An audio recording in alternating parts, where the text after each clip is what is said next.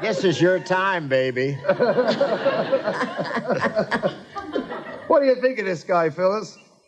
Well, he's the best. Yeah, you've got an oil portrait of him in your house. I noticed a picture one time. Huh? Tell him. Would you believe I asked for an 8x10 glossy, and he gave me a 9x12 foot canvas And tell him what room you put it in. in the Bob Hope Salon. How long have you known each other, you two? Phyllis, I don't know. I think we've known each other about, what, 20 or something like that? A quarter of a century. Is that true? We made. Oh, yeah, 3 from Lotus pictures. Gardens. Where? Lotus Gardens, Oh, Washington, my- D.C. Yes, in Washington. Right. What was that? Lotus Gardens. Well, she was playing there, and I was in Washington doing a show for Truman. And after the show, I said, say, Phyllis Diller, this gal is playing over here at the Lotus Gardens. I want to go see her. I was with a friend of mine called Ben Gimbel. And we went over there, and she didn't know it. We sat behind a pole, and there were about 3 people in the audience, you know. Now, it was the last show at night. And you know how you feel, a comedian working for 3 people, or a comedian, anybody. Yeah, sure. And so when she finished, she was sneaking out of the place, and I yelled, Phyllis, hello. And she said, oh, my God. Well, she recognized you. Yeah, I know, but... Yeah, right. I'm sorry, I nobody wasn't else that heard it big. except you. I was big, but not that big. No, but she, you know how you feel to have somebody walk in when you're doing a supper show like she was. And we became fast friends after that. Yes. He sort of made a career out of insulting you, Phyllis. Out of what? Insulting you? Oh, I'm making jokes about you, I think. Oh, yes, he's got the greatest jokes. I love best the one where he says the peeping Tom threw up on my windowsill.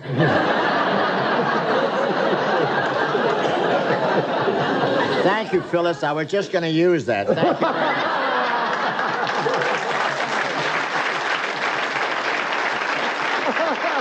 You look better now than you did last night.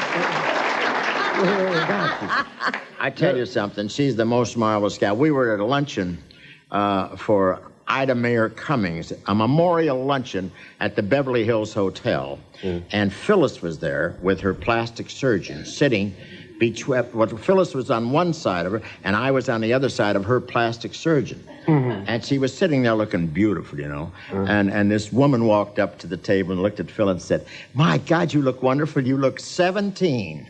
And I turned to her surgeon. I said, do you think you've gone too far? You're the only one I know, Phyllis, takes a plastic surgeon with her everywhere. What are you afraid in case something happens? Quick, you can do something. If things That's get right. dull, he takes the divots, you know. Do you ever use any lines on him, Phyllis? Of course I do. Yes? Well, you know, when I was in movies with him, I used to call him my leading man, Cary Grant with a laugh track. How many movies you do together? We did 3 movies. Yeah? Bob, tell them my bra size. No, I'm doing that in my act here. Will you stop doing my regular jokes? I do a whole thing on you. You know that. And I said, Phyllis has got a great sense of humor. Somebody asked her bra size the other day, and she said 32 long.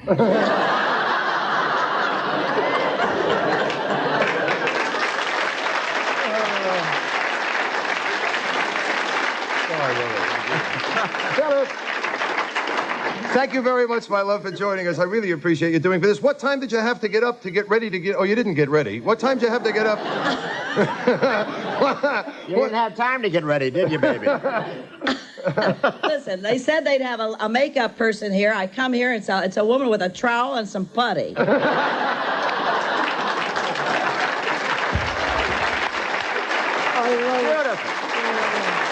Beautiful, darling. Wait a minute. Those are the Channel 9 studios over there. There's never anybody there late at night. Is that you there all on your own? They're here today with a surgeon. Yes? Well, say goodbye to your friend, and say goodbye to us, and say goodbye to Australia, and I thank you for joining us, kid. You're terrific. Ah, yes. Goodbye, Don. Goodbye, Bob. Goodbye, darling. Okay. Dolores sends her love to you. Yes. We'll see you out here soon, Philip. Bye. It's a pleasure, huh? See what I mean? We hook up everywhere. Just easy. Yeah, like that. That's 3 o'clock in the morning.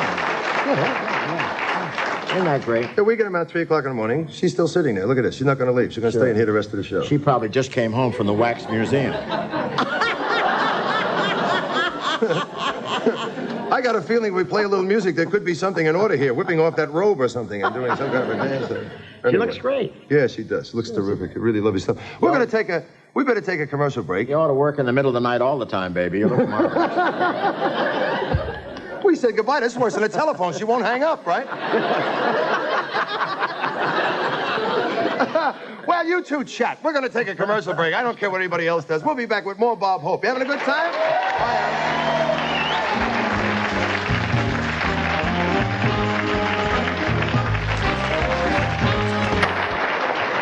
We'll stay here for another year. That's all right.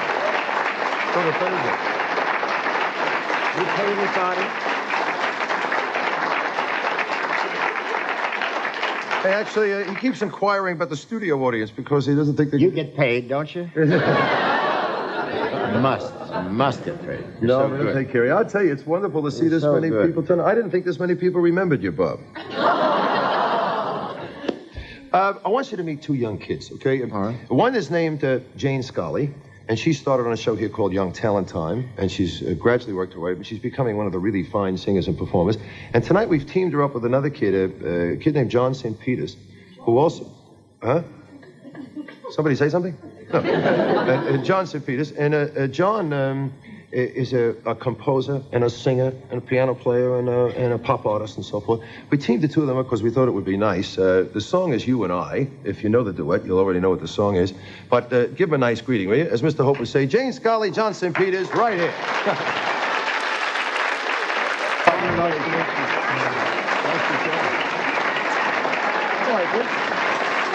Thanks, kid. It's amazing the amount of talent that is produced in this country when you consider how many people are out here, both not only in show business but athletically as well. You know, You don't know where talent is coming from anywhere in the world. You know, you've had so much great talent here in Australia. Yes, Olivia Newton-John and She's one of your favorite ladies, Olivia. Glad did a lot of shows with me, Olivia Newton. Yeah. She's marvelous. Just great. And all the groups over there now. It seems to become the byword. If they're Australian groups, everybody gets excited. That's right. Listen, I have a fella that I've been working with on this show now. Sometimes it's a toss-up. I don't know if he's working with me or I'm working for him. But we've been partners for a pretty long time now. This is about 8.5 years. We're sort of what do we call ourselves? We're the poor man's road show, you know, Hope and Crosby. But we've got a lot of love for each other, and this guy is terrific. He's probably one of the biggest names in television ever here. He's the only man I know. How many has he won? 2 Gold Logies or 3? How many was it, Bert? 3. 3. He won 3. Bert Newton, everybody. Say hello.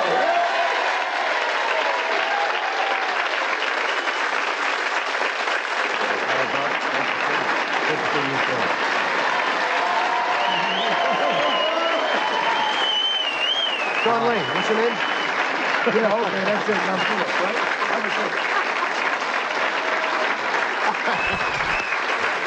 It's nice to meet you eventually, Bob. Great to see you.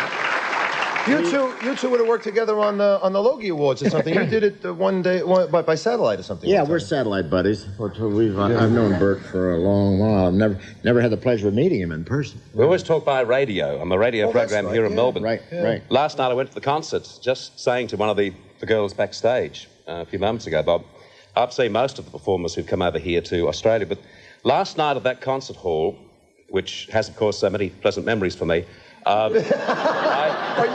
bombed there one night. You got it. He hosted a show one night, and he went out to start talking, and nothing worked. The lips stuck together, and the mouth was trying to talk, and nothing. It never happens to him, but you know, I guess all of us at one time or another have had that happen. Yeah. So last night, He all won't of a admit to sudden, it, see that? everything was admonished. Just seeing you stand there on stage, it was quite an experience. And I believe, Bob, that you said yourself after the show that both here in Melbourne and also in Queensland, that it has been a unique experience for you. It's an amazing experience. You know, these people here, I finish my show with Thanks for the Memory. I do buttons and bows, you know, after doing an hour. And then I do introduce somebody, and then I come back and do Thanks for the Memory and do a lot of gags. And then finish. Well, they've had about an hour and 15 minutes. And that's my finish of my act. And I walk to my dressing room, And the fella came running in my dressing room and said, come back, they're still applauding. See? Oh, wow. That's a new thing for me, so I came back. And I had to think, what the hell will I talk about now? So I went out and told a few more jokes and went back and said, thank you, you're wonderful, and left again. And they came back again. And I came back and say, you mean you haven't got enough for your money? And had to do some more. And that's a new experience for me. That's only happened a couple times. It happened one time up in the Gold Coast when I was up there. And one time before in, where was it? Somewhere, Carnoustie, Scotland. I booked Carnoustie in the town hall there just so I could play golf there because Hogan had just won the championship. And that happened there. I finished my act, went to my room. I was in the room a minute and a half, and the manager came by and says, come on, you got to take a bow. And I walked out. The people were still sitting there going. I said, what do you want? They said, do it again. Do it again. You know, Bob, a lot of people remember your early tour here in, 1953, 54, I think it was. 52, I think. 52, yeah. Over 30 years ago. But a lot of people wouldn't realise that Bob was first here during the Second World War, and it wasn't a scheduled visit, was it? No, it certainly wasn't. Well, the stop we made wasn't a scheduled thing. You remember, we were supposed to come for 3 days here for a rest before going to New Guinea. But we left Brisbane, and I was flying this Navy Catalina. I wasn't supposed to be flying it. Oh, I didn't know The pilot was back talking to the girls, and I was flying the thing. And this one motor started to sputter, and he came running up. He said, get out of there. And I slipped under that bar, and he feathered the prop. And he said, everybody brace themselves because we got to make a landing in this lake down here. He didn't want to hit the waves on account they were pretty high. So he landed in the lake at Laurieton. It wasn't a regular Pan Am stop, you know. He landed, and Kelowna got out on the wing and sang, oh, I love life. Yeah, this thing. And a fella in a rowboat rowed out from the shore. Yeah. And we're all standing on the wing kissing each other because we're still alive. Yeah. And this fellow looked up, he said, have you got any American cigarettes there? We said, hell yeah, we threw him all the cigarettes at one. And stayed there that night. And of course, it went out all over the world that we crash landed in Laurieton, Australia. And my family heard about it. I was out of circulation we all were out of circulation for about 12 hours. 14 We've got some newsreel coverage here because, of course, back in those years, pre-television, most news was heard on radio, and then a couple of days later you saw it in your local movie theatre, and this is what we saw in Australia.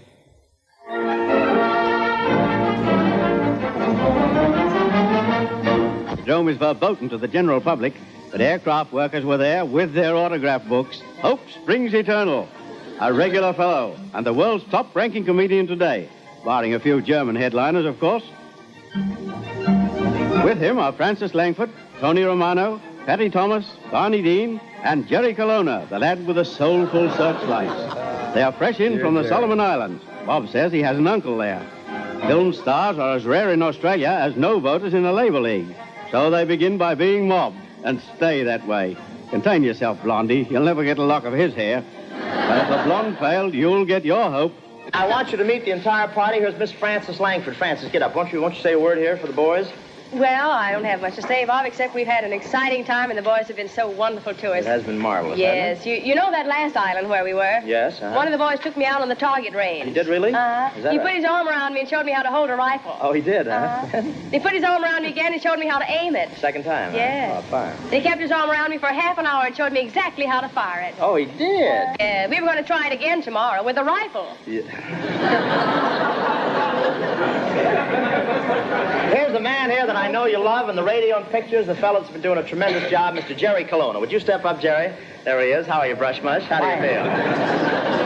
I'm fine. I'm in the pink. You're in the pink, Yes, huh? I left the blue ones in the laundry. You did. Isn't that a beautiful jungle? Look at this. Isn't that a beautiful thing? Careful, careful. Huh? Snipers. General, I just want to tell you that we're very thrilled to be here, and we really came for a rest and a bath. They have baths here, do they not? Which way? We'll lead you to it right Thank you very much. Goodbye, everybody. Thank you. You have that in your collection at all? Well, we'll give you that. That's a present. How's that? Thank you. Well, I'll take it. Bob, cute spot, isn't it? Beautiful. And you haven't got that at home. Isn't that funny? That's when I used to dye my hair. You had a look then at Jerry Colonna, and I just heard you say very quietly to yourself, dear Jerry. Now, the news is, I believe, that he's not very well. No, he isn't, but he's still with us, and, we're just all hoping that he's all right. By gosh, he did some tours with you. You must be very, very close friends. Yeah, I saw him just about 2 weeks ago, and he's coming along pretty good. That's good. Of course, the partnership for which we all remember, yourself and another gentleman, is the road pictures. And the intriguing thing is, you talk about Abbott and Costello and Martin and Lewis and great comedy teams, but I can't think of any other occasion where two major stars as singles have come together as a team and have proved they've got a special chemistry. I'm darned if I can. And when that first road picture hit, from what I read, you and Bing had a lot of fun, but no one expected it to really take off as it did. And That's right. Gosh, at the end of all those roads, there was just a magnificent rapport and a magnificent friendship came through on the screen. Well, Bing was a great talent, He was not only a great comedian, but he also knew how to feed you, And that was part of my racket, too, because a comedian, and I mean a comedian, not a comic, but a comedian knows how to feed another fella. Like, I don't know, I've never seen you two work together, so I can't really... You've been lucky so far, Bob. But it's true. It is You know true. that. Well, you've got the straight man has to know the comedy, doesn't he? Just as well as the comic himself. That's right. Bob, Hope and Bing Crosby as a team, on screen, great. Obviously, off screen, tremendous too. And it must hurt you, Bob, to read some of the books which have been written about Bing. Well, I think that's a lot of con. Really, I do, Bert, because, lately you'll notice that that's a provocative habit that's gone on for money. Like they did it to Joan Crawford, they did it to President Eisenhower, and now there's been two books, The Hollow Man, and then this book that Bing's son wrote, And all I want to say is that it doesn't pay to go. I'm not going. Bert. You're not going? No, it's true. And I told my kids, I said, I want you to write the book now so I can figure out my will. Beautiful.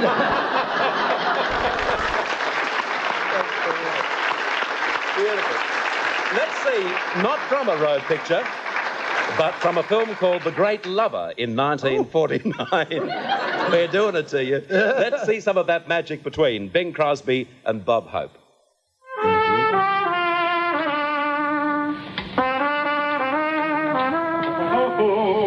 I know. Don't phone us. We'll phone you. Don't race your motor, Dippermouth. I booked a date for us. We're going to be eating again. Kidding. That's good news for the mice. Now we can quit stealing their cheese. I'm so hungry, my pucker won't puck. Well, my waistline was practically back to normal. Which one? Where are we playing? Johnson's Mammoth Carnival. Oh, the seals couldn't make it, huh? What a setup. We run the gamut, we sing, we dance, we recite, and then you do your specialty. Oh, I'll blow them out of the joint. Well, this is a little different. This is a novelty act. What kind of novelty? All you have to do is ride a bicycle. What kind of bicycle? It's a regulation bicycle, standard equipment. Oxyacetylene lamp, new departure coaster brake. Do I ride it fast? Slower the better. No hands, huh? No, that's entirely up to you. Yeah, I know, that's not the Great Lover. Road to Rio. That's the Road to Rio. That is the Road to Rio. Charlie, I want you to tell Bert. This afternoon, we were over at the hotel. We were sitting talking together, and you told me about you and Bing when you were doing Hong Kong, Road to Hong Kong. Oh, yeah.